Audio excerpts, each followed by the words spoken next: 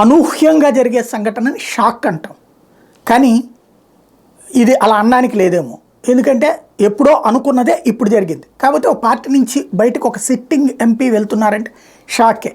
YSR Congress party sitting MP ఒంగోలుకి సంబంధించి మాగుంటకి సీటు ఇవ్వాల, ఎందుకంటే ఆయన వాళ్ళ అబ్బాయికి సీటు ఇవ్వమన్నారు, ఇవ్వడానికి జగన్ నిరాకరించారు.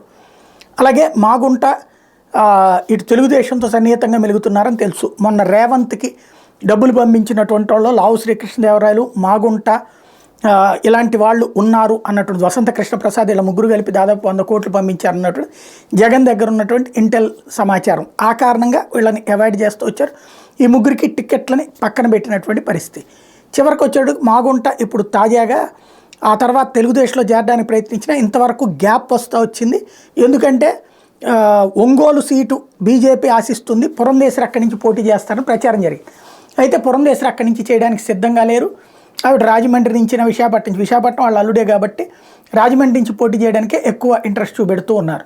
కాబట్టి ఆ రూట్లో ఉన్నటువంటి నేపథ్యంలో ఒంగోలుకి క్లియరెన్స్ వచ్చినట్టే. అందుకే ఇప్పుడు మాగుంటను రమ్మనమన్నారు. ఇప్పటికీ ధనవంతులైనటువంటి నాయకులు పార్లమెంట్ సభ్యుల్లో అటు లావు శ్రీకృష్ణదేవరాయలు, అట్లాగే వేమిరెడ్డి, ఇప్పుడు మాగుంట కనీసం 200-300 కోట్లు ఖర్చు పెట్టగలిగినటువంటి వాళ్ళు ఇప్పుడు తెలుగుదేశానికి ఒక అసెట్, ఇంక్లూడింగ్ వసంత కృష్ణ ప్రసాద్తో సహా. ఇట్లాగా ఓవరాల్గా అయితే ఇప్పుడు తెలుగుదేశంలో చేరబోతున్నామని ప్రకటించారు. మొన్న కూడా ఏదో గుడి దగ్గర కార్యక్రమం అప్పుడు కూడా ప్రస్తుతం నేను గాలిలో ఉన్నానని చెప్పారు కదా, ఇప్పుడు ఆయన నేల మీదకి దిగి ప్రస్తుతం తెలుగుదేశం పార్టీ బాట పట్టారు. మాగుంట రాఘవ నెక్స్ట్ అభ్యర్థి అయ్యేటటువంటి అవకాశం ఉంది ఒంగోలు నుంచి.